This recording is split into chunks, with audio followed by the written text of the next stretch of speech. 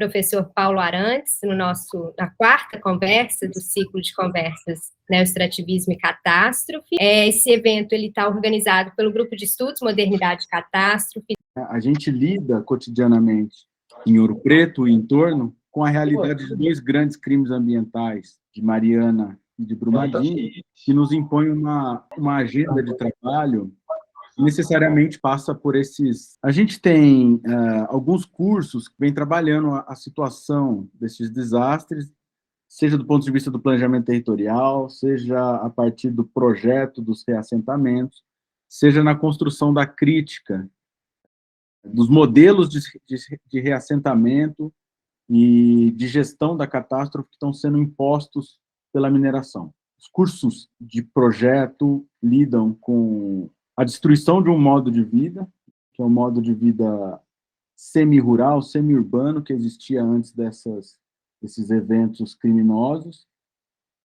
e impõe uma agenda de reparação que continua a produzir uma série de camadas de violência nas populações atingidas. Por isso, a necessidade no processo de formação dos alunos da graduação, mas também nós, professores e professoras, buscar interlocuções, buscar autores que nós gostamos e que estamos lendo, para aproximar, para tentar cercar ao máximo essa questão, para encontrar novas formas de lidar. A gente teve uma primeira sessão ainda em setembro, com o Ailton Krenak, que fez a abertura do processo. Na sequência, conversamos com o sociólogo argentino Horácio Machado Araoz, que tem um livro publicado no Brasil recentemente, em 2020, que lida com a genealogia da mineração, do ponto de vista de uma construção temporal da catástrofe, do desastre.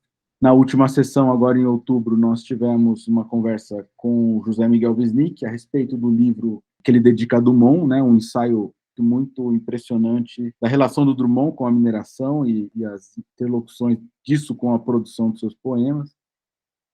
E agora temos a felicidade, né, eu queria agradecer muito, é uma honra para a gente receber Paulo Arantes, e, por fim, dizer que o Paulo, e eu sei que muitos compartilham dessa opinião, se não é o principal intérprete do Brasil hoje, é um dos principais, certamente, e nos ajuda muito a entender um pouco mais, ou pelo menos entender minimamente o que é que acontece no nosso tempo de mundo. Quando eu fiz o convite para o Paulo, eu destaquei um ponto mais latente, que poderia ser explorado, ou poderia abrir para outros enquadramentos, a questão da catástrofe e da modernidade, que veio, inclusive, a ser o nome do nosso grupo de estudos. A gente começou estudando o neoextrativismo e entendeu que o debate do neoextrativismo precisa ser um debate sobre a modernidade. O neoextrativismo, como a última potência de produção, de predação do capitalismo, cada vez mais divorciado. A modernidade tecnológica, a modernidade de potência de extração, cada vez mais divorciada, ou já totalmente divorciada, do mínimo balanceamento que foi possível da ideia da modernidade de direitos. Então, sem me alongar mais, Paulo, muito obrigado, passo a palavra para você. Bom, então, obrigado novamente, André, obrigado, Ana Paula, que conheci agora, a Monique, e seu nome saiu... Eu sei que você está na Bahia, está refugiada. É a professora Flora. Flora, ainda melhorou ainda, Flora. Bom, não só o convite é muito honroso, mas é sobretudo devido aos três expositores que me precederam, Ailton Krenak, o Horácio, que eu não conhecia nem de imagem, porque no dia dele também houve um problema técnico, eu só recebi a transcrição da fala, e já tinha lido o livro. É bom dizer que o Ailton já conhecia de vários carnavais, mas pessoalmente foi a minha última apresentação presencial antes da pandemia, foi justamente com o Ailton, em São Paulo, em janeiro, acho que janeiro de 2020. E eu comentei um pouquinho do meu lado, do meu jeito, o livro dele ideias para adiar o fim do mundo. O Horácio eu fiquei conhecendo graças à programação de vocês, eu desconhecia inteiramente a existência do livro e nem sabia que ele havia sido publicado no Brasil. Assim que eu vi a programação, encomendei o livro, li e fiquei realmente impressionado com, digamos, com os achados do livro.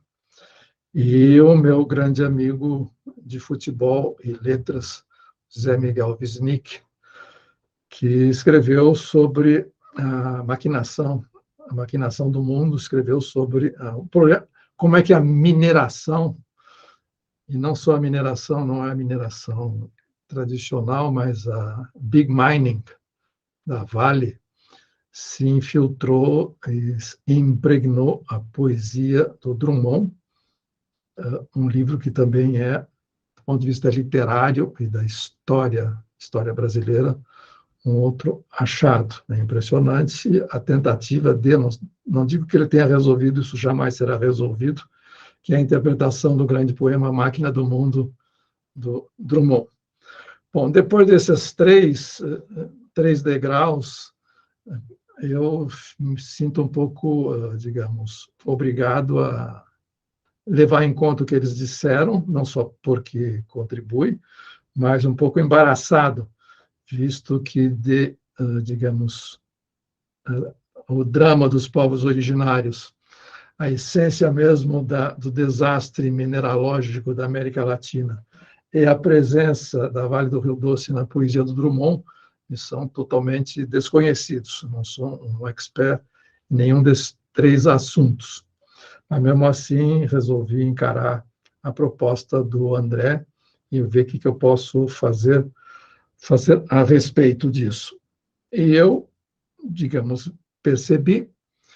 notei que a proposta geral desse ciclo está dentro de um outro ciclo maior chamado Modernidade e Catástrofe. E como essa expressão modernidade e catástrofe associadas dessa maneira tem uma marca registrada muito célebre e conhecida, eu levei em conta essa marca registrada e pensei com os meus botões se o título mais adequado para esse ciclo extrativismo e catástrofe não seria extrativismo depois da catástrofe.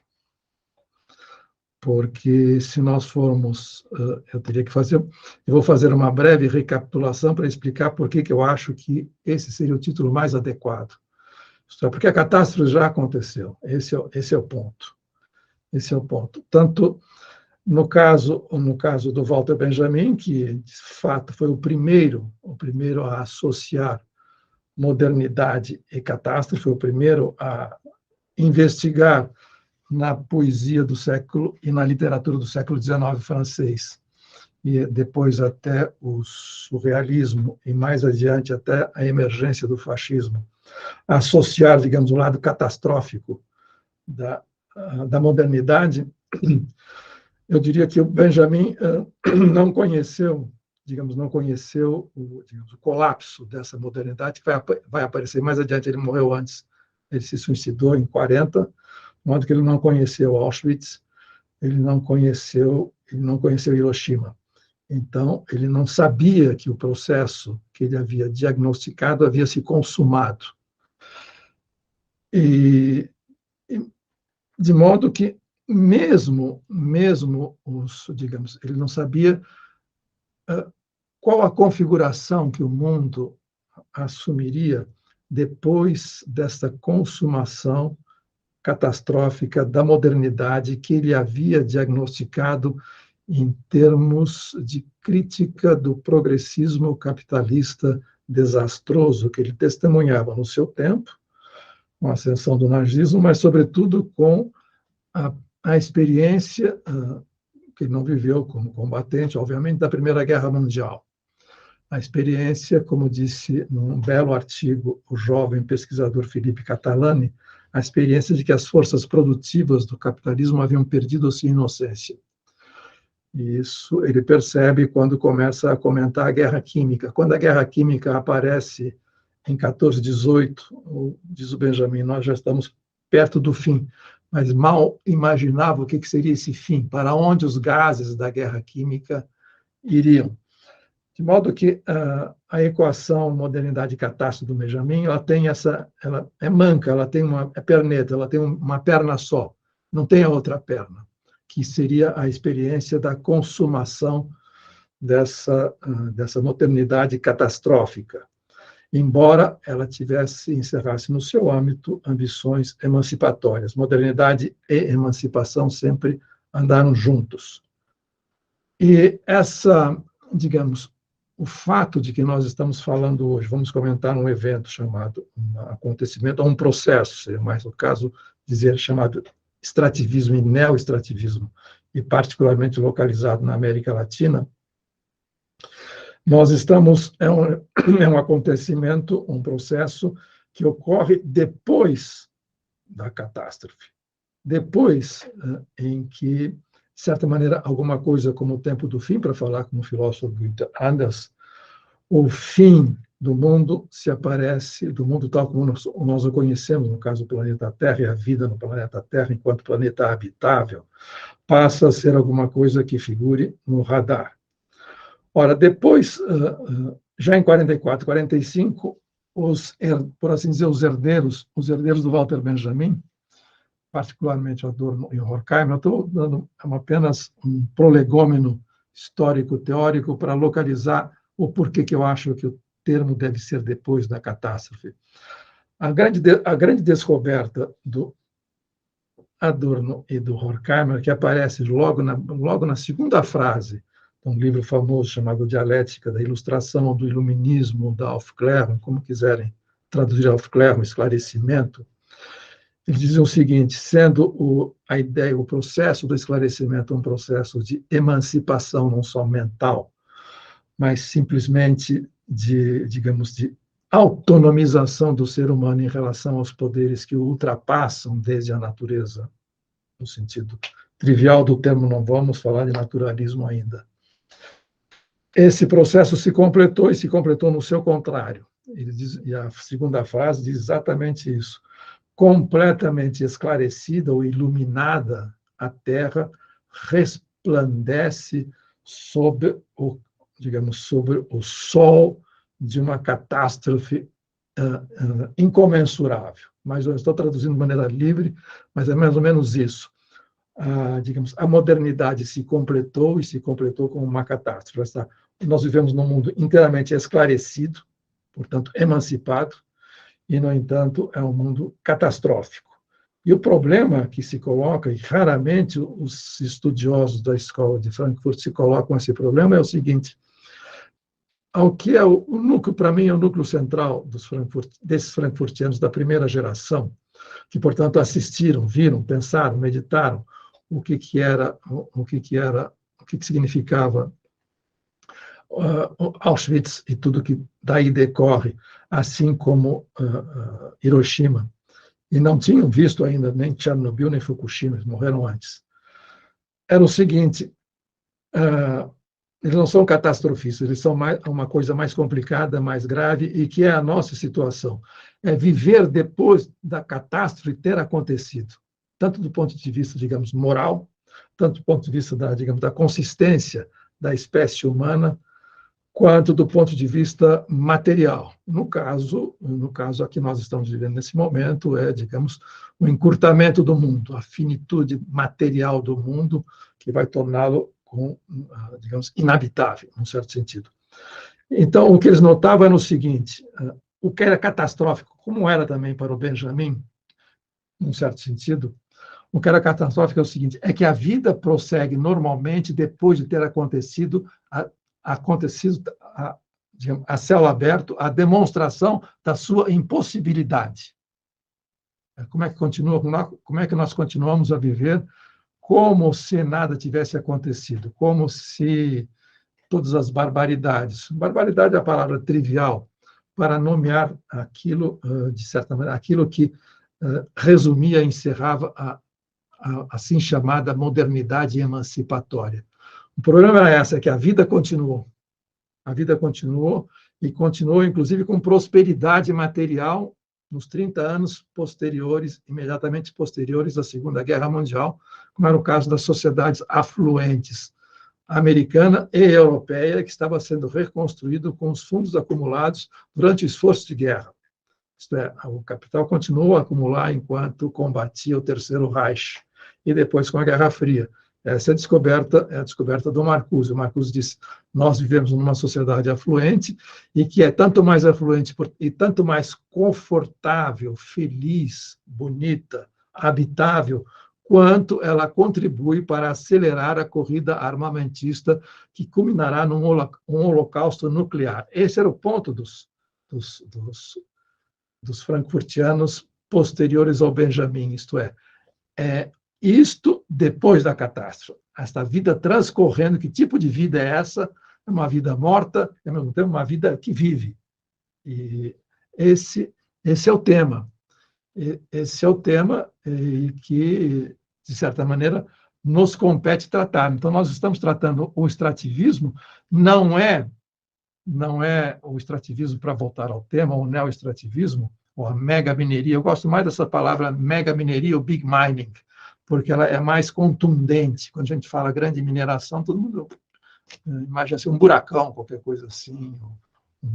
É mais é preciso ver a imagem para lunar, parece que explodiu um míssil nuclear naquele momento, naquele lugar. Então, eu gosto mais do que os hermanos dizem na gran mineria, ou a big mining. Ela acontece depois da catástrofe. Então, nós temos que começar a datar essa catástrofe. Então, tem a data do Benjamin. A data do Benjamin ela é indefinida. Temos a data de nascença e o término. Ele diz: nós vivemos a catástrofe, é o inferno, que é a repetição. É a repetição tal como ela é, digamos, transcrita literariamente pelos vários poetas que ele estudou e pelas várias circunstâncias que ele viveu, inclusive a Primeira Guerra Mundial. Mas o que nos interessa agora é o seguinte: quando é que se dá essa abertura desse processo catastrófico, cuja elipse será descrita mais adiante no livro do Horkheimer e do Adorno, a Dialética da Ilustração. E a mega mineria, a grande mineria, a big mining, vai acontecer nesse processo depois da catástrofe. Ela não é a catástrofe em si mesma. Seria muito simples para nós, porque, bom, então vamos nos desviar desse buraco à frente do caminho e está tudo resolvido. Esse ponto de vista, neoextrativismo depois da catástrofe, significa o seguinte: ele é um episódio dessa turbulência, dessa convulsão catastrófica que já ocorreu. Agora, nos interessa saber, para, digamos, nos situarmos no nosso norte nesse momento, nos interessa saber, digamos, datar o que inaugura esse processo, catastrófico, isto é, e que nós vamos chamar, com alguns autores, como falam do sistema solar ou da nossa galáxia, do Big Bang. O Big Bang que deu origem a essa catástrofe. Ou o Big Bang, para alguns desses, por exemplo, para esses, digamos, frankfurtianos posteriores ao Benjamin, também no Benjamin, eles costumavam dizer, é um ato despótico originário, e eles recuavam o Big Bang, por exemplo, o Big Bang do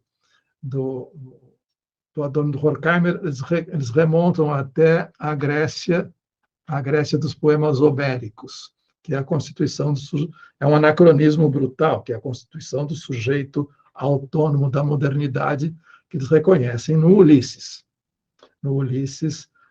digamos, da Idade do Bronze. Aí já começa a entrar metal na nossa história, já começa a mineração na nossa história. Mas o Big Bang que está nos interessando, ele será um pouco mais preciso, embora para os adornianos, horkheimianos, daquele momento do fim da Segunda Guerra Mundial, tudo já estava mais ou menos escrito nas estrelas quando o Ulisses se conformou como um sujeito autônomo que conseguia controlar o processo da sua própria subjetivação, que era um processo de dominação. Ao mesmo tempo, ele se emancipava graças à dominação. Era esse equilíbrio precário que os nossos autores estudavam. E esse era o Big Bang da modernidade, que não estava no mapa do Benjamin. O mapa do Benjamin, o Big Bang da humanidade, era um processo histórico chamado... Era a tempestade contemplada pelo famoso anjo da história contemplado retrospectivamente. Bora. Então, no nosso neoextrativismo, na nossa pesquisa agora, entre aspas, não estamos pesquisando nada, isso já foi dito por vários autores, estou apenas glosando autores ilustres que disseram isso, 2 autores, um deles é a minha recém-descoberta, que é um pouco o resumo de toda a literatura crítica a respeito feita pelo Horácio. Na verdade, ele enfecha e dá um caráter sistemático a uma enorme literatura, e ele dá a palavra final, no certo sentido, é o último livro bem escrito a respeito desse Big Bang da modernidade, e cuja equação catastrófica será mais adiante desenhada com todas as letras pelo nosso amigo Benjamin e depois pelos seus herdeiros imediatos próximos, não a última escola de Frankfurt, que virou uma espécie de ideologia do establishment, da falsa normalidade que nos circunda. Bora. Portanto, o Arauz, ele coloca ele diz, é como se ele dissesse o seguinte: vamos tratar do neoextrativismo depois da grande catástrofe que lhe deu nascença. E essa grande catástrofe é justamente a conquista do Novo Mundo. Aí começa a modernidade. Para ele começa o local de nascença, registros de nascença para o Arauz. E não só ele, todos os autores que ele imobiliza em função disso. Começa, para ser exato, inclusive ele usa o Dussel, o 1942 do Dussel, para ser exato, a modernidade com a qual o Benjamin se debaterá 500 anos depois, no entreguerras europeus, tendo diante de si o fascismo. Essa modernidade começa precisamente no sentido histórico, segundo Arauz e os autores nos quais ele se baseia, ele mobiliza, começa com a segunda viagem de Colombo. Aí, e se o Ailton estivesse aqui, o Ailton Krenak, seguramente, do jeito debochado dele, ele falaria grandes novidades.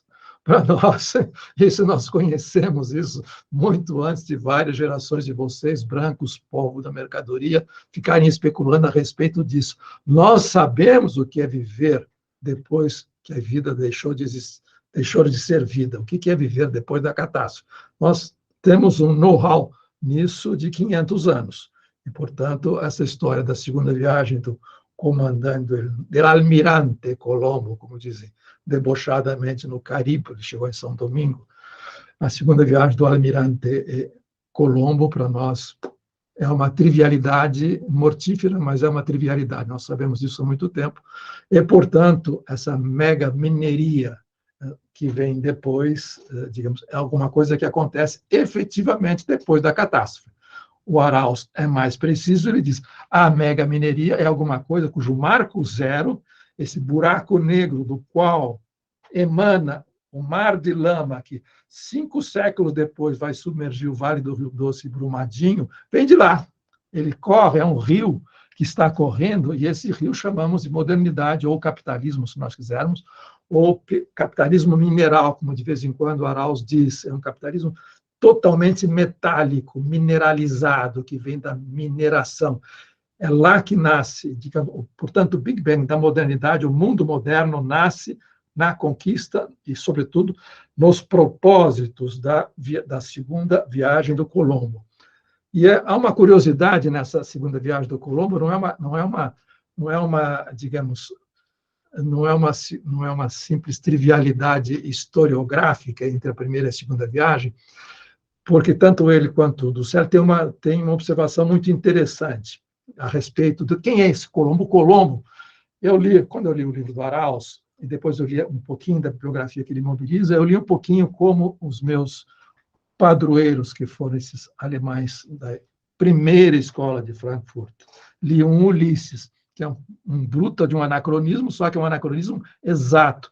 Para ele, o Colombo, muito mais do que todos os grandes campeões individualistas, os grandes gigantes do Renascimento europeu, assim, Colombo, Pizarro, Cortés, estes são os verdadeiros homens modernos, os sujetos autônomos.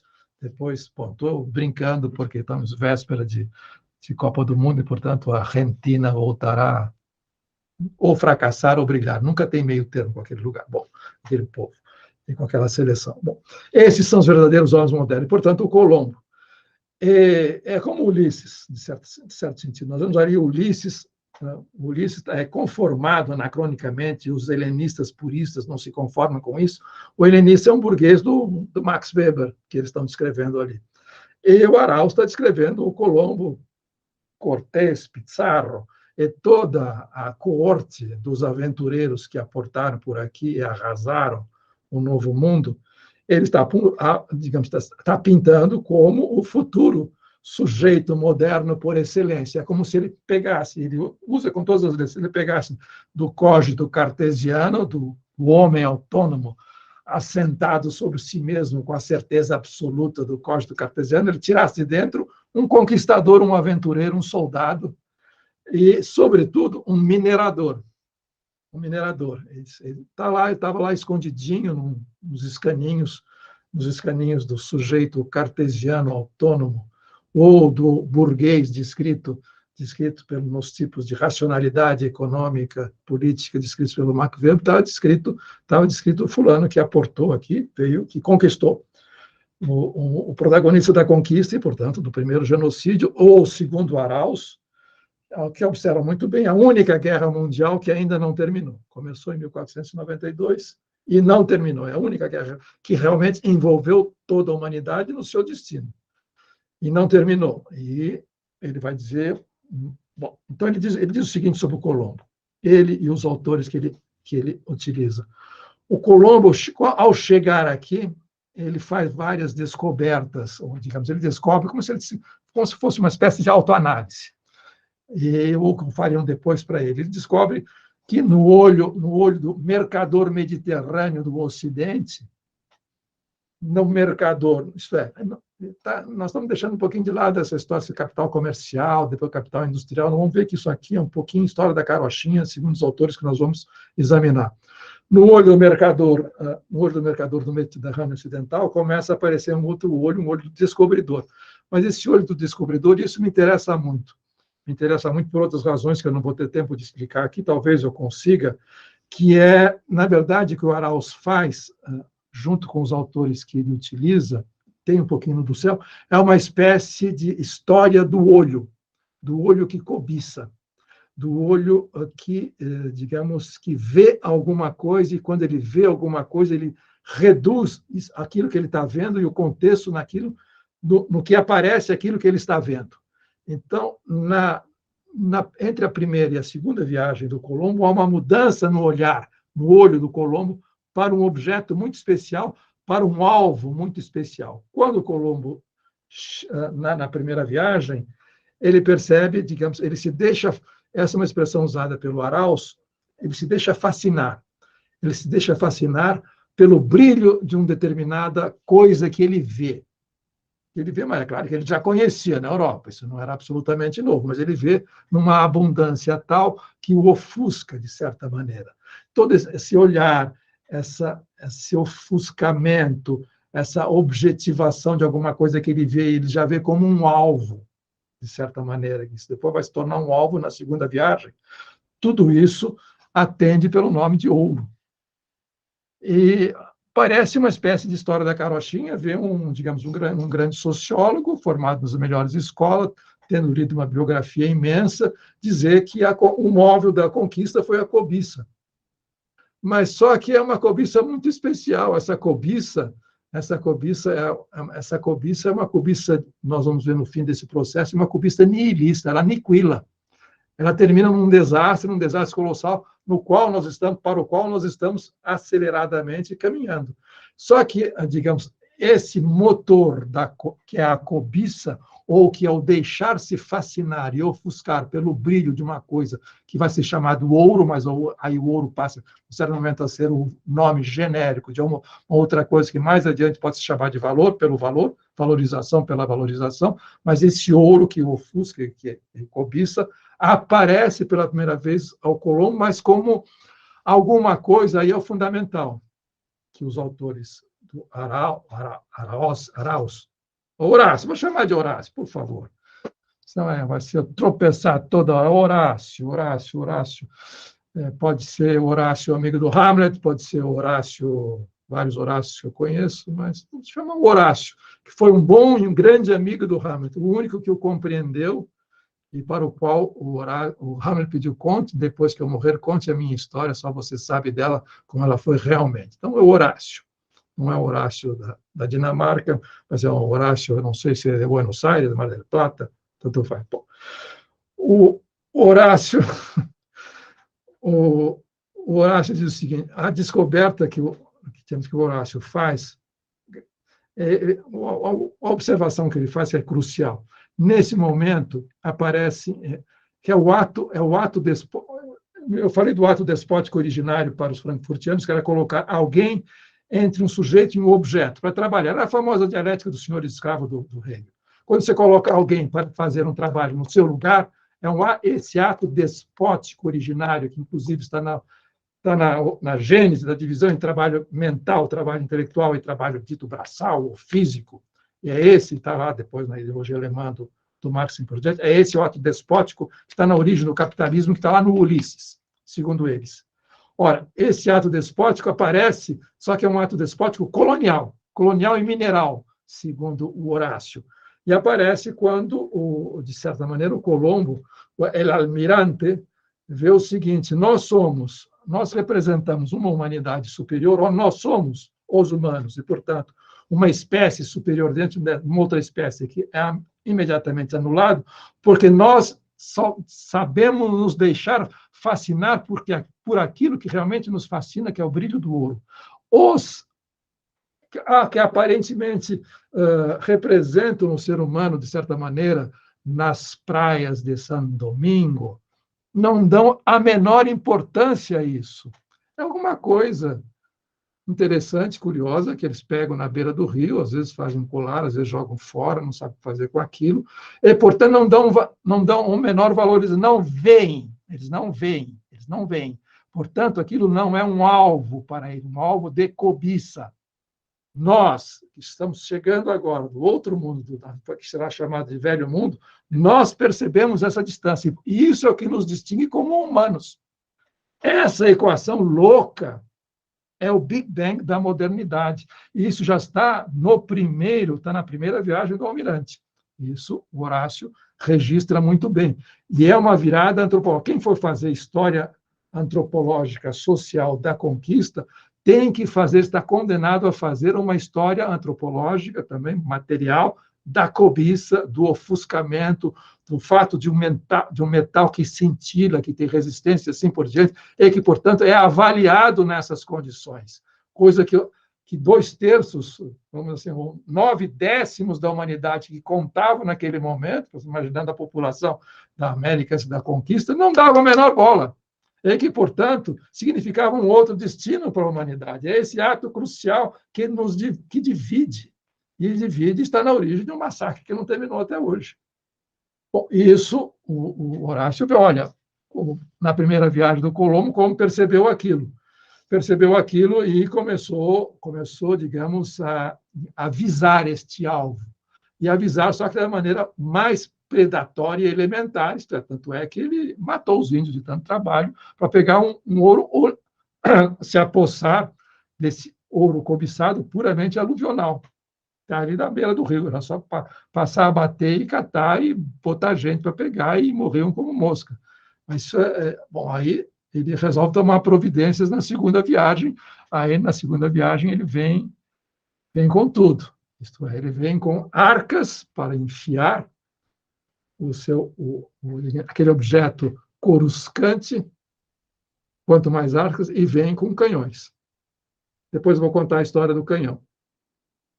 Bom, ao fazer isso, na segunda viagem, ele, de fato, é a explosão, digamos, explosão no sentido demográfico, se nós quisermos, ou implosão no sentido demográfico, começa um genocídio, e começa, segundo o Horácio, começa a nossa modernidade, que depois vai dar nos poemas do Baudelaire decifrados pelo Benjamin, com algum exagero, mas seria possível demonstrar isso. Ora, é a partir desse momento que é plantada a semente da mineração, que, para o Horácio, está na origem. A gênese do capitalismo é a mineração. Não é, veja só, ele não é maniqueísta, não é nenhum autor ingênuo, ele está dizendo, isso significa, eu não estou dizendo que a mineração não nos concerne, a metalurgia, os metais, o minério, nós somos seres minerais. O nosso organismo está atravessado de ponta a ponta por minerais. Isso nós somos, mas é a nossa relação com nossa natureza mineral, se é que se pode falar assim, que usa a expressão, a essência, a natureza, a nossa condição mineral, que é rompida pelo extrativismo, que transforma esses elementos ao qual nós fazemos parte, que circulam nas nossas veias, no nosso cérebro, transforma nesse alvo que depois será o alvo dos canhões e da exploração dos povos originários, que serão, nós sabemos em que condições irão explorar essas minas, até culminar em Potosí, em Cerro Grande de Potosí, que eu conheci apenas, bom, aí, digamos, a inovação do Horácio é estrutural. Potosí passa a ser o centro do mundo e muito mais, e faz a comparação, não é ele que faz também, é o Eduardo Galeano, e que eu conheci apenas do Eduardo Galeano, que faz a descrição fantástica de Potosí como uma cidade mais avançada, mais moderna, e inclusive no luxo, que passa a ser uma categoria fundamental. O luxo foi inventado aqui, não na Europa. O luxo foi inventado aqui, os espanhóis que chegaram aqui eram seres primitivos. Eles inventaram e descobriram o luxo graças à grande mineria, como vocês em Ouro Preto percebem, andando de lugar em lugar, onde, imaginando que deveria ser no século XVIII, o ouro escorrendo por todos os lados. Então, o que era o luxo? É o luxo. Tá?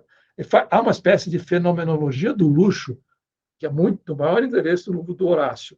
Bom, e Potosí é essa capital do luxo, é a capital moderna, digamos, a famosa Paris do século XIX, a capital do século XIX benjaminiana, Paris do século XIX, começou em Potosí. Eu, até onde me lembro, conheço muito pouco, foi através do Horácio, os autores que ele indicava. Até me lembro, li apenas, porque era um livro do nosso tempo, As Veias Abertas, do Galeano, era comparado, Potosí era mais avançada, avançada com todas as aspas possíveis, as aspas do mal, digamos assim, do que Manchester, Amsterdã, Lisboa, Londres, Roma, e por aí vai. Era a cidade moderna por excelência. As outras eram cidades do Velho Mundo. Isto é, a modernidade estava começando aqui. A modernidade era aqui. Estava naquele elenco de minas, de grande mineração, que vai do sul, do Chile atual, até a América Central, até o México. Até o México. Antes era apenas o tesouro recolhido de astecas, índios, incas, mais assim por diante. Depois era alguma coisa cavada. Cavada, e, portanto, há no livro do Celso, 1492, uma imagem fantástica. Não é do céu, não, é no outro livro que eu li. Depois o morro de Potosí, cavado por um túnel, e os indígenas ali dentro extraindo a prata, que vai inundar o mundo, como nós sabemos. Bom, de modo que a novidade em relação a todos os europeus, e não é colonialidade avant la lettre, isso que eu estou falando, não, do Horácio, dizer o seguinte: a modernidade começou fora dela, fora do seu lugar natural clássico, que é o centro, o núcleo orgânico do sistema capitalista que estava se formando naquele momento. ao se expandir para o ultramar, o seu centro, que não existia, passa a ser a periferia. É isso que ele está dizendo. O centro estava na periferia, o centro era a periferia. E o fato, e aí uma das explicações de lugares comuns a respeito da decadência e do declínio do Império Espanhol, era o fato de que ele se modernizou antes e no lugar errado, isto é, na sua periferia.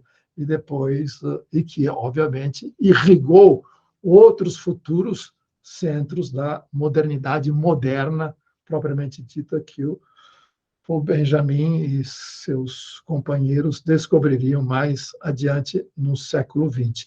Então, o que eu estou relembrando é o seguinte: esse Big Bang da modernidade, e que Horácio faz derivar do extrativismo, ele é excêntrico, ele vem de fora.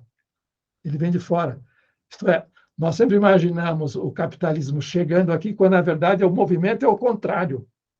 É totalmente contra-intuitivo. Ele diz, tudo que nós podemos imaginar numa sociedade, numa Paris, imagine Paris do Offenbach, das operetas, dos cafés, de todas as patifarias do Segundo Império francês, imagine isso aqui, a enésima potência.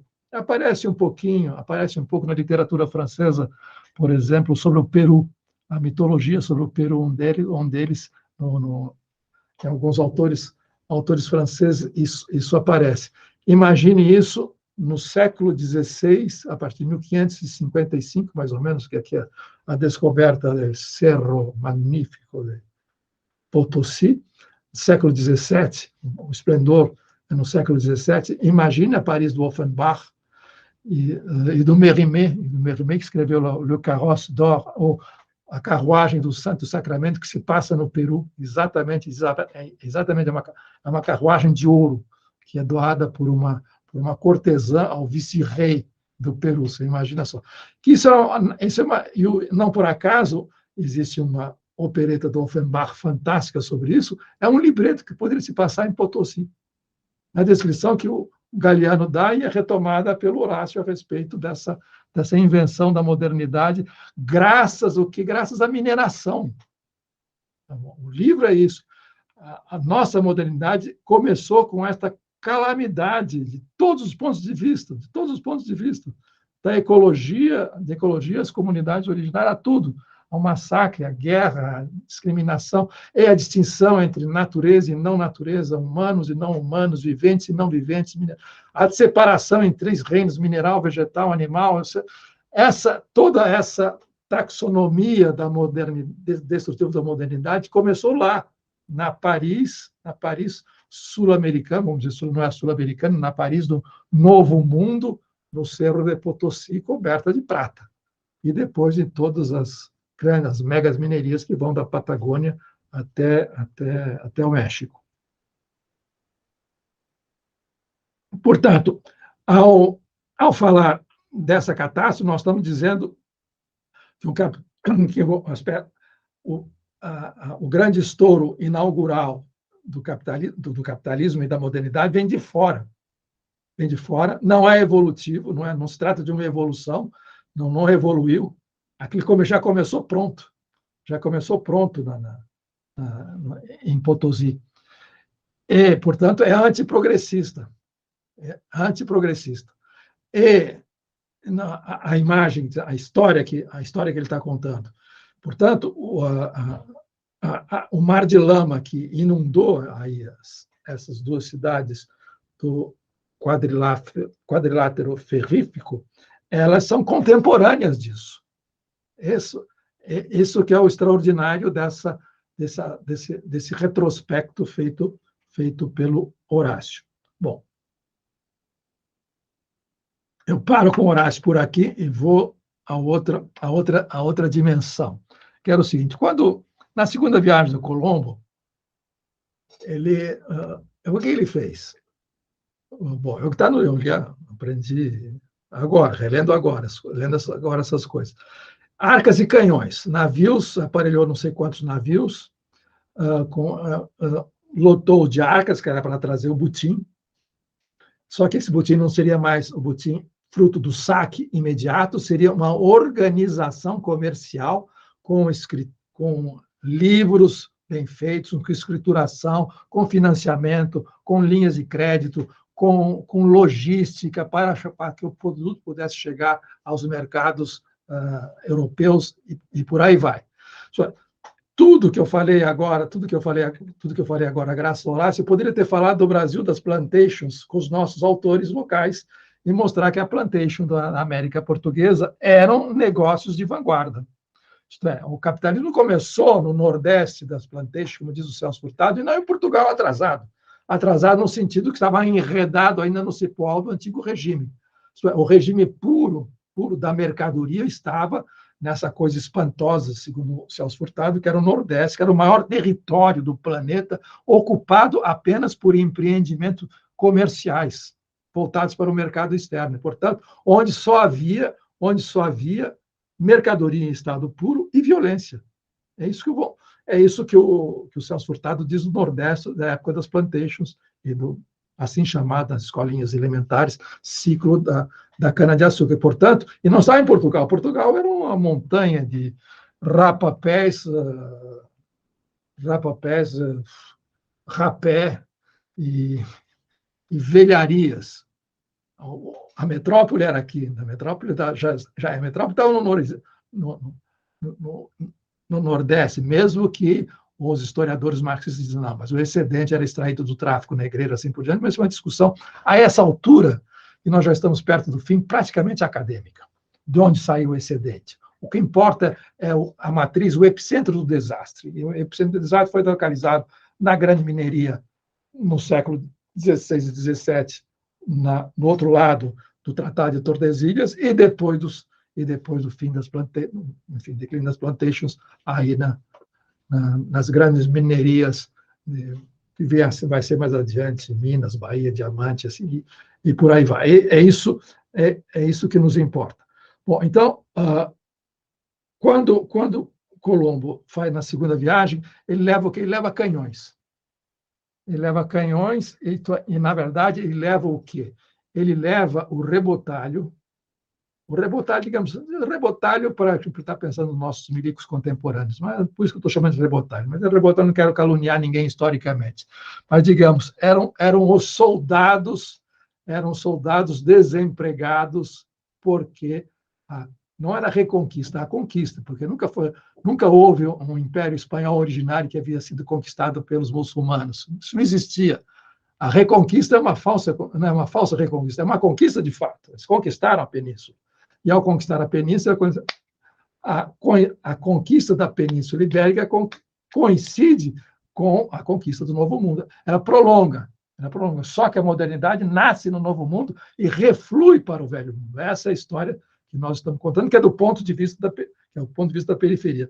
E o que ele manda para lá? Ele manda para lá os soldados. É o primeiro grande desemprego em massa na Península Ibérica. Com o fim da conquista, os exércitos não têm mais função, ou passam a ser meramente guarda pessoal dos poderes estabelecidos, e os grandes exércitos para a grande guerra contra o herege que vinha do norte da África, tinha desaparecido. Então, são esses veteranos da guerra, da conquista da Península Ibérica unificada, expulsos os novos, que embarcam na direção do Novo Mundo e lá aplicam, lá fazem o que sabem fazer, que é a guerra. Bom, e aí entra o segundo elemento dessa reconstituição que eu estou fazendo, o extrativismo depois da catástrofe, que é a militarização. É extrativismo e militarização, a história que eu estou contando. E eu vou contar brevemente essa história da militarização, só primeiro para lembrar o seguinte, voltando a essa explosão inicial da modernidade capitalista, ela é exterior à assim chamada economia pré-capitalista, tal como nós encontramos não só nos manuais, mas nos clássicos do materialismo histórico a respeito da passagem das sociedades agrárias para a industrialização. O que eu estou dizendo, essa ideia não é minha, essa ideia são de uns teóricos alemães, chamado teoria da crítica do valor, que souberam aproveitar as informações, as descrições de grandes historiadores ingleses e alemães a respeito do que esses historiadores ingleses e alemães, sobretudo o inglês muito bom, esse eu li 1 ou 2 livros, chamado Geoffrey Parker, que escreveu nos anos 80, o que eles chamavam de revoluções militares, revolução nos assuntos militares. E, lendo bem essas revoluções nos assuntos militares, que esses alemães da crítica do valor, e um deles é o Robert Kurz, no qual eu vou me apoiar abundantemente, é o mais traduzido e divulgado no Brasil, se apoiam, eles mostram-se, eles costumam mostrar, digamos, a centralidade dessa revolução nos assuntos militares para a reconfiguração daquilo que nós vamos chamar posteriormente da Europa dos Estados e, sobretudo, dos Estados soberanos depois do Tratado de Westfália. Mas que não seria possível sem essa revolução nos assuntos militares. Bom, esses marxistas completamente dissidentes, os marxistas os renegam completamente porque eles recusam essa linha evolutiva que desentranha, é sempre a metáfora da gravidez. O futuro está sempre embutido na barriga do passado. Diz, não, nada disso. O capitalismo não saiu da barriga agrária, do modo de produção feudal e assim por diante. O capitalismo é realmente um evento extremo que explodiu.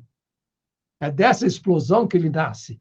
E essa explosão é aquilo que esses ingleses estão chamando de revolução nos assuntos militares. Portanto, o capitalismo não nasceu numa ilhazinha perto da França, separada pelo Canal da Mancha, que se industrializou antes dos outros. O capitalismo não é fruto da Revolução Industrial numa ilha só.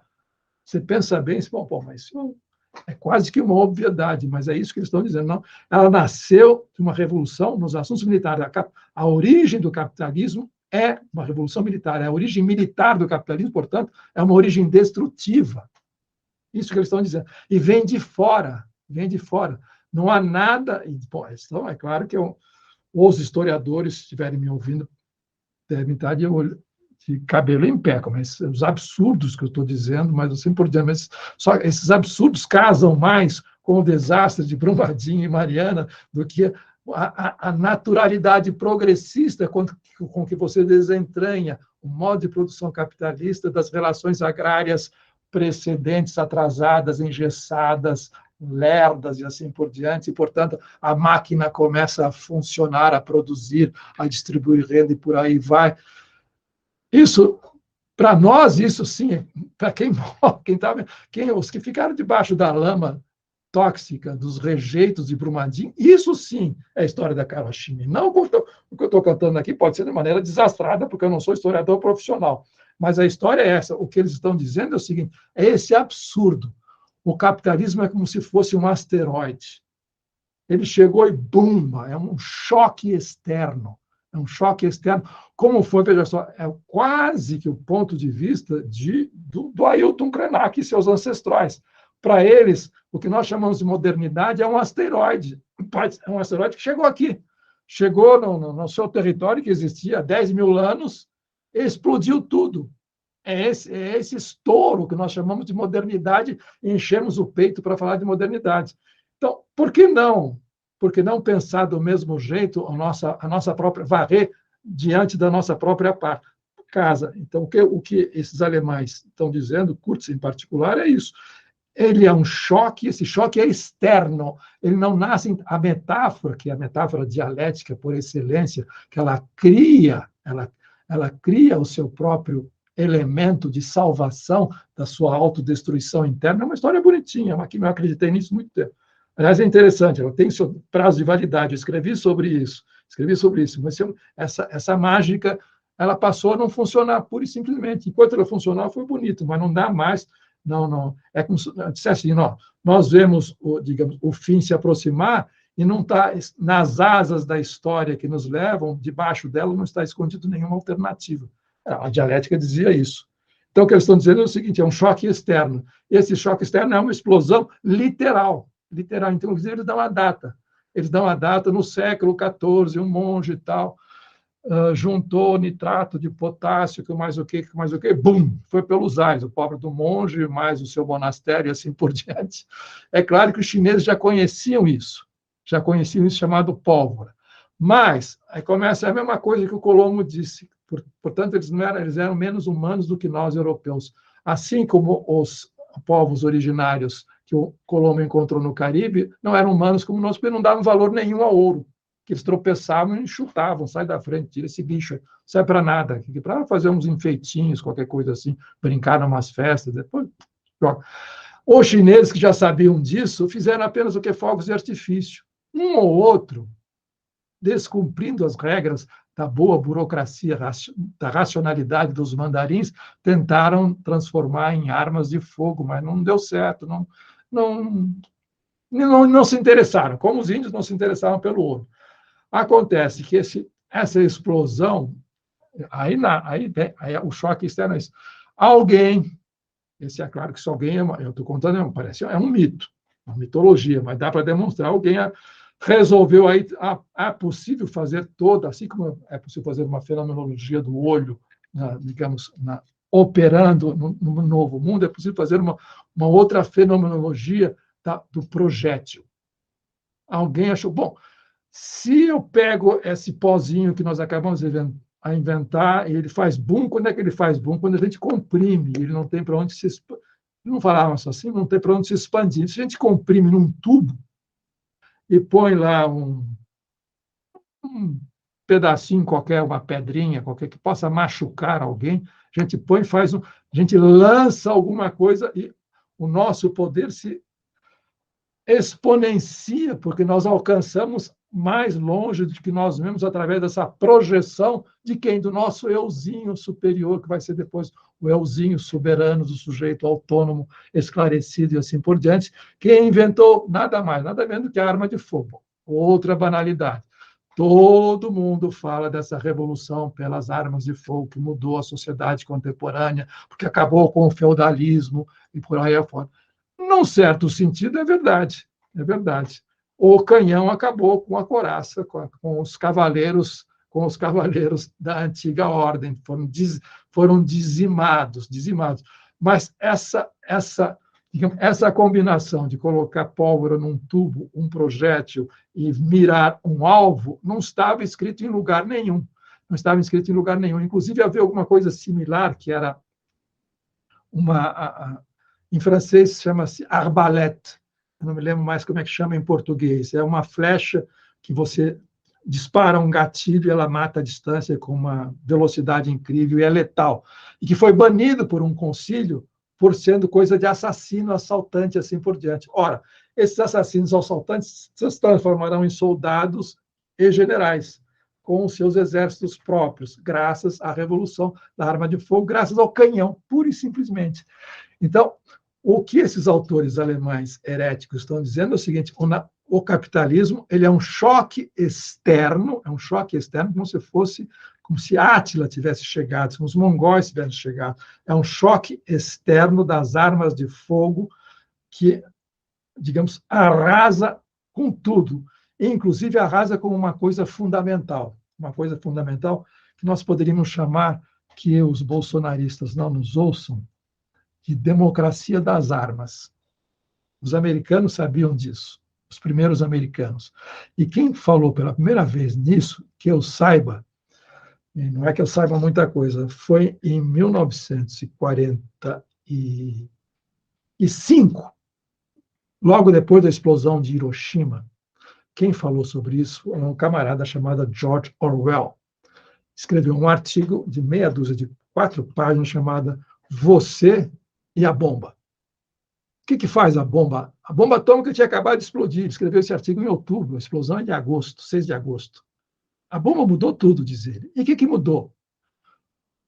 Ele é o único que desenvolveu esse argumento, porque depois virou um assunto tabu, porque era uma apologia do armamento pessoal. Ele diz o seguinte: acabou a democracia, a bomba, ela elimina a possibilidade de democracia no nosso planeta, porque quem tem a bomba tem tudo. Então, ela vai ocorrer uma corrida armamentista. Então, ele desenhou a Guerra Fria. Porque antes, numa sociedade agrária, tal como nós a conhecemos, o que faziam as pessoas? Inclusive as que conseguiam escapar da vassalagem,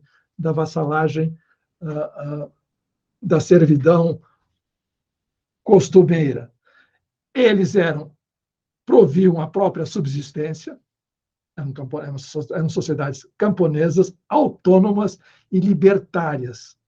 E podiam perfeitamente, para se defender dos predadores, dos que pilhavam, ou de qualquer outro tipo de ameaça, podiam perfeitamente prover as suas próprias armas e fabricá-las. Você podia perfeitamente encomendar as suas armas para o ferreiro da aldeia em que você morava.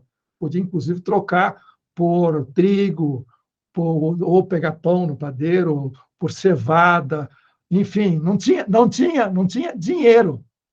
Não tinha dinheiro. E você tinha que era necessário se defender, porque tinha predadores. Naquela época já tinha os encostados, já existia a família Bolsonaro, que são os predadores, já existiam os bandidos dos 7 samurais, que eram os predadores da economia de pilhagem, então você tinha que se defender. Mas você podia se defender de maneira igualitária. Uma vez se defendido, você punha suas armas. Isso é o George Orwell falando isso. Você punha eu estou estilizando um pouco, você punha suas armas na sua granja, no celeiro, no subsolo, guardava e ficava lá. Para quê? Não é para nada. É para se defender. Na hora de se defender, você as tinha ou as fabricava segundo a circunstância. Ora, a bomba acabou com isso. A bomba acabou com essa democracia. Portanto, ninguém dominava ninguém. É claro que é o mundo idealizado pelo George Orwell, que era, digamos, um marxista libertário, antiburocrático, por definição, fora de cogitação. E era um socialista, digamos, anômalo. Ora, o canhão acabou exatamente com isto. O canhão, quando chegou o choque da arma de fogo, veio para acabar com a incipiente democratização que era possível numa sociedade rural, agrária, que tratava da sua própria subsistência e dominava os meios de produção da sua própria defesa. Que era necessário se defender, porque não existem predadores na natureza. Ninguém tem ilusões, ninguém está pintando. Mas isso aqui não é idílio, não é paraíso, não é Bíblia, é realidade. É realidade. É isso que a arma de fogo, o canhão produziu. E produziu, portanto, o monopólio. Ninguém pode produzir canhões. Ninguém pode montar um exército na sua. Portanto, o canhão, a arma de fogo assim, ele produz o quê? Exércitos regulares, portanto, ele centraliza o poder, ele gera o Estado. Ele gera o Estado. Ele gera o Estado que detém o monopólio dessa arma que ultrapassou a sua escala doméstica habitual. É o que o Orwell disse: com a chegada da arma nuclear, ela vai criar estados que detêm essa arma, que exige produção industrial e muito dinheiro. O projeto Manhattan foi bilhões e bilhões, descontada a inflação, como dizem os economistas, dezenas e dezenas de bilhões, reuniram toda o crème de la crème das grandes corporações americanas, 150 mil operários para produzir uma bomba. Bom, só os que podem chegar até lá irão dominar, o resto será subalternizado, e falar em democracia depois destas armas é brincadeira, diz o Orwell. Não existe mais isso. E ele desenhou a Guerra Fria. A Guerra Fria será assim, ela vai impulsionar a economia através de uma corrida armamentista e vai tirar do clube aqueles que querem entrar no clube para tornar o clube mais democrático e, portanto, apressar a autodestruição mútua e o fim da vida na Terra. Mais ou menos isso que ele disse 3 meses, em outubro de 1945, George Orwell. Não é à toa que ele era um gênio. Bom,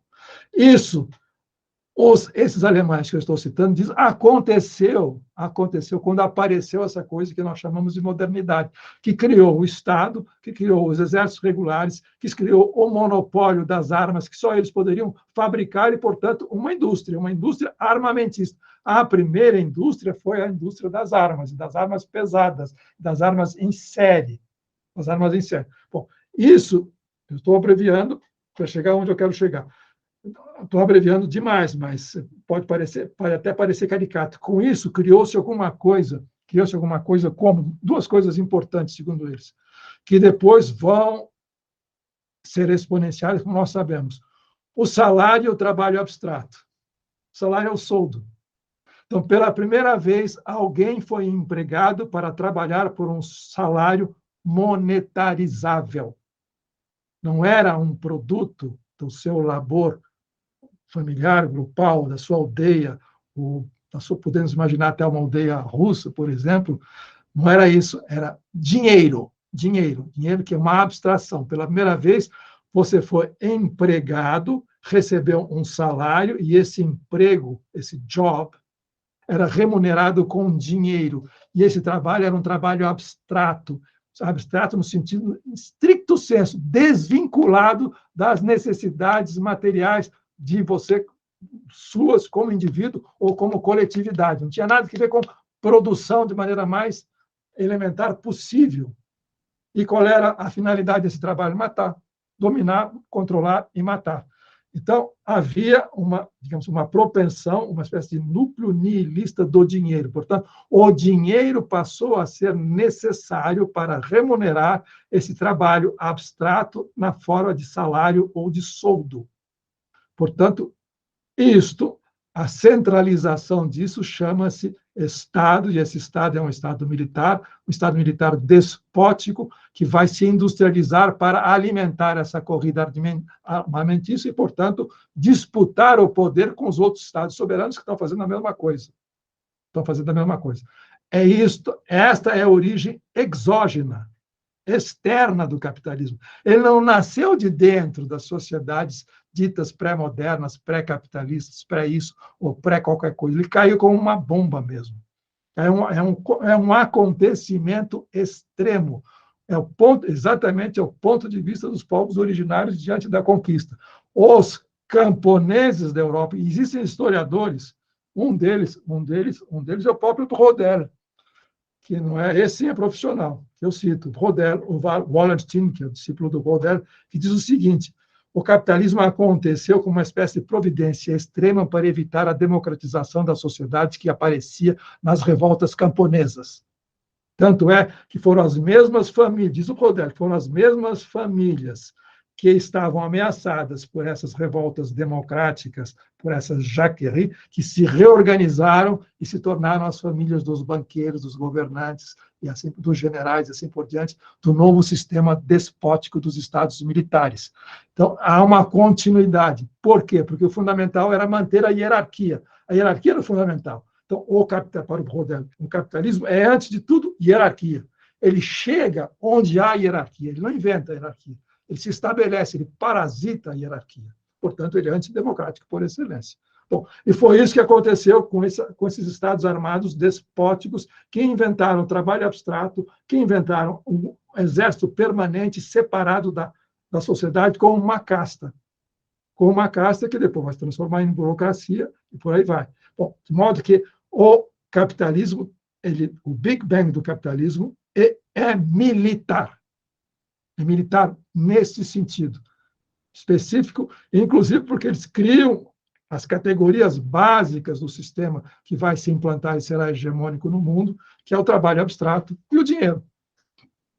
E a moeda. Bom, é esse capitalismo que chega, é essa máquina já montada, essa máquina das armas do capitalismo, das armas de fogo e do Estado militar despótico, não tem nada a ver com democracia, que o almirante leva na sua segunda viagem.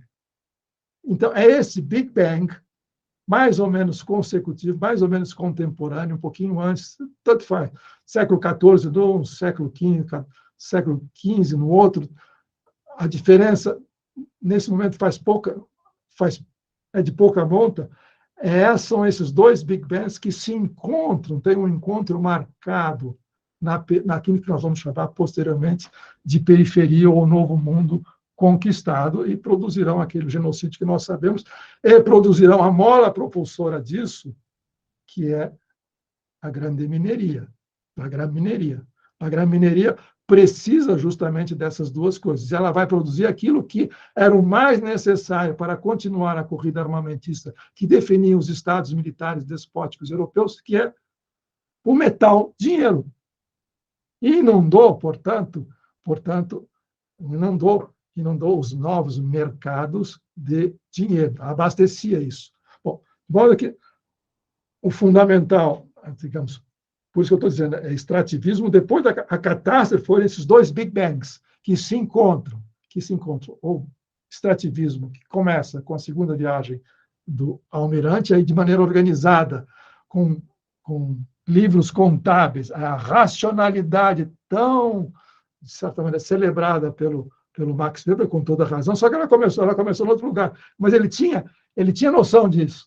Ele tinha noção disso, Max Weber. Num certo momento, ele diz, eu sei de citação, não sei localizar, eu sei de citação. Num certo momento, o Max Weber diz o seguinte: as nossas liberdades europeias modernas, nossas liberdades civis, políticas, assim, sempre que eu as contemplo, eu sinto nelas uma certa brisa oceânica.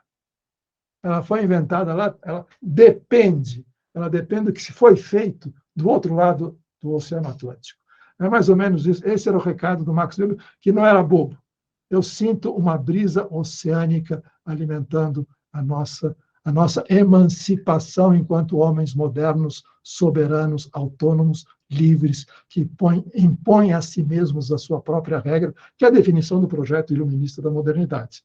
Quer dizer, o lastro material disso nós sabemos. De um lado, é a guerra, é a militarização, que aparece como um corpo estranho e coloniza o resto. E, de outro lado, é a colonização propriamente dito, que faz essas distinções que definem aquilo que nós podemos chamar de cosmologia contemporânea. O que é humano, o que não é humano, o que é natureza, o que não é natureza, e por aí vai, como nós sabemos. E não estou apenas repetindo o beabá do Tournant, da reviravolta ontológica da antropologia francesa, e por aí vai. Não é disso. Não é a isso que eu estou referindo. Eu posso até dizer que essa, como diria o Pierre Charbonnier, essa simetria, esse raciocínio que eu estou fazendo agora é contemporâneo da descoberta dessa simetrização entre centro e periferia, entre o social e natureza e assim por diante, que aparece com esses novos protagonistas, que é a natureza, mulher, povos coloniais e por aí vai, que acontece no fim do século XIX. Mas isso é a redescoberta tardia daquilo que o Horácio está descrevendo, que é aquilo que vários outros autores já descreveram e que os que identificaram na origem do capitalismo a revolução militar. E, portanto, não é apenas a guerra. Não estou dizendo que a guerra pariu o capitalismo. É muito mais do que isso. Trata-se de uma militarização da vida, da natureza, da sociedade, e por aí vai, e do planeta, quando nós chegarmos na bomba atômica. É a transformação do planeta no alvo de uma bomba. É o processo de militarização, o capitalismo se confunde com esse processo de militarização, não é a guerra. Inclusive porque a guerra hoje, a não ser o anacronismo do Putin é um anacrônico. Ele faz guerra como não se imaginava mais se pudesse fazer guerra. Ele é um selvagem nisso. Selvagem não no sentido, por favor, me entendam. Ele é inteiramente anacrônico. A guerra, ninguém esperava que ele fosse capaz de tirar essa relíquia bárbara do baú. Então, a guerra é outra coisa. É um outro tipo de interferência ou de entrechoques entre várias soberanias. O que são essas soberanias? São sujeitos modernos. Isso posto, nós temos aí, então, dois elementos que definem de maneira externa o que é interno. Esse é o fundamental. Não tem evolução nisso. Existem catástrofes. A catástrofe é expor o mundo de cabeça para baixo por intermédio de um choque. De modo que isso são acontecimentos extremos. Então, nós estamos colocando na lata de lixo de história todas as continuidades. Você pode, no curto período, no médio prazo, simplesmente fazer isso, puxar fios e fazer continuidade. Pode fazer história, sim. Mas essas continuidades nós estamos desprezando. Ela é feita de choques, de acontecimentos extremos que cada vez nos abalam mais. É claro que eu posso pegar a pandemia de Covid e fazer uma linha de tempo e começar pelas zoonoses e remontar a 2 séculos atrás. 2 séculos não, mais rápido, mais recente. Mas isso também funciona, esse é um choque também. Esse é um choque, é uma espécie de onda de choque que nós podemos fazer, remontar o primeiro choque lá atrás. O primeiro choque lá atrás, que é justamente a militarização da vida que implica na zoonose. Mas é disso que nós estamos falando. Todos os desastres estão conectados. Existe um contínuo de desastres. E esse contínuo de desastres, há muitos autores, que eu vou poupá-los de citar, muitos autores franceses que tratam dessas transgressões, dessas ultrapassagens de limites, de fronteiras. Entre, no caso, a vaca louca, o fenômeno da vaca louca na Europa, de 25 e poucos anos atrás, foi justamente uma ultrapassagem de fronteira. Ou, no caso, as vacas canibalizadas começaram a comer a própria espécie, entre outras coisas. Bom, voltando, então nós temos esse quadro. Com isso eu vou encerrar, porque eu já falei demais, mas é onde eu queria chegar. Depois a gente pode esmiuçar essa conclusão. Onde é que eu queria chegar? Ao nosso extrativismo contemporâneo. Tudo isso era para chegar no extrativismo contemporâneo, mas entendido agora o extrativismo depois da catástrofe, não o extrativismo e catástrofe, não o extrativismo que provoca catástrofes. O extrativismo, o neo-extrativismo, ele faz parte das várias, é uma das ondas de choque de uma catástrofe inicial, cuja gênese nós retratamos. E não surpreende. E não surpreende o quê? Que essas duas dimensões se reencontram. Onde é que elas se reencontram? Na grande mineria, na Big Mineria. Elas se reencontram o quê? Mineração e militarização. Ora, aí, por isso aí eu fico mais ou menos envergonhado para falar disso por gente que é de Ouro Preto, que trabalha com minas, engenharia de minas, assim por diante. Eu fiquei surpreso e não pude dar conta, nesses dias que eu pensei no que falar hoje, com a quantidade espantosa de coletivos, de ativistas, de pesquisadores, de estudiosos que produzem informação, divulgam informação sobre uma coisa chamada, que alguns ingleses chamam de martial mining, a mineração marcial ou militar. Todos eles dizem o seguinte, são infinidade de sites, geralmente ingleses, americanos, europeus, uma infinidade de latino-americanos que tratam justamente desta combinação, desta convergência entre extrativismo e militarização, e conflito que é pacificado militarmente. Onde há um grande poço aberto de mineração, nós estamos geralmente na antiga periferia colonial, cercado de militares, de paramilitares, de segurança, e assim vai.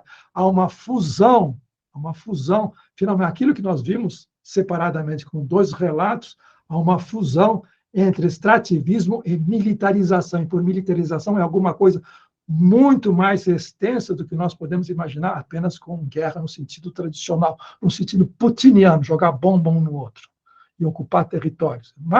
É mais do que isso. Então, nós, digamos, eu fiz todo esse percurso para chegar a essa obviedade. Por que nós estamos inundados de sites? Geralmente, a boa maioria desses sites são feministas, porque a ideia de violação é com elas mesmas, se trata de uma violação permanente.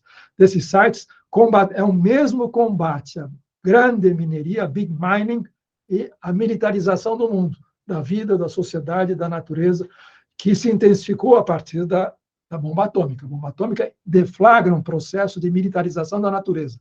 Aliás, há estudos, há um cara muito bom, um americano chamado Joseph Muskell, que mostra o seguinte: os estudos da Terra, os estudos das ciências, assim chamadas ciências do clima, foram obra dos militares americanos e depois ingleses, estudando os efeitos dos testes nucleares. Porque depois de Hiroshima, já em 47, 48, os testes se multiplicaram, mais de 3.000 testes. E teste é explosão de bomba mesmo, não é com teste de laboratório. E isso, para avaliar o impacto disso, eles começaram a medir todas as variáveis, todas as constantes, todas as determinações, para ver o que acontecia com a Terra, com o clima, com o solo, com as pessoas, com os objetos, com os artefatos industriais. Assim, eles montaram essa indústria do clima, mas montaram como um efeito da militarização da natureza, como diz esse autor. Tanto é que os impactos do clima, e nele incluindo também a grande mineração, é considerado desde então pelos pelas forças armadas do núcleo orgânico do capitalismo, ou núcleo orgânico agora, atual, não como nós vimos há 4, 5 séculos atrás, considerado uma questão de segurança. Eles reconhecem que existe uma crise climática, eles reconhecem que existe uma sexta, sétima extinção, reconhecem que tudo, a acidificação, tudo eles reconhecem, mas isso é um problema de segurança. Por quê?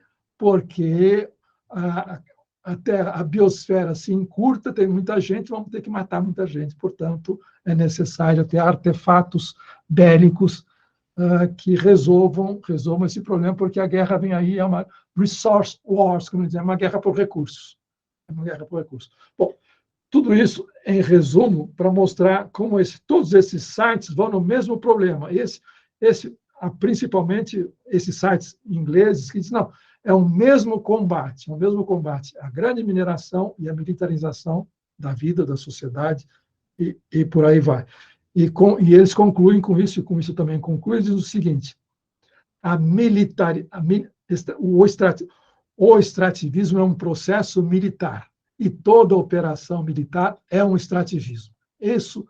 Ora, para chegar a essa conclusão, para chegar a essa identificação, foi necessário que nós reconstituíssemos toda essa história para dizer que isso não é de agora, não é simplesmente, não é senso comum policial ou de segurança. Eu abro um poço, esse poço é uma fonte de dinheiro, portanto, eu preciso de segurança.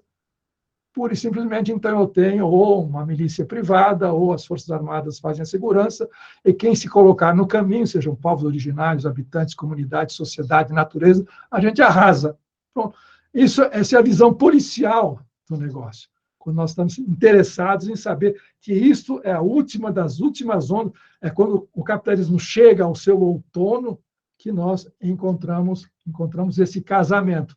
De modo que eu terminei corrigindo a fórmula de vocês, iniciei corrigindo a fórmula de vocês, e termino corrigindo ou modificando uma fórmula do Zizek. Como eu disse, são centenas, dezenas, com mentira e tudo, centenas, mas, na verdade, dezenas de sites, de pesquisadores, de ativistas que estudam essa convergência de extrativismo e militarização.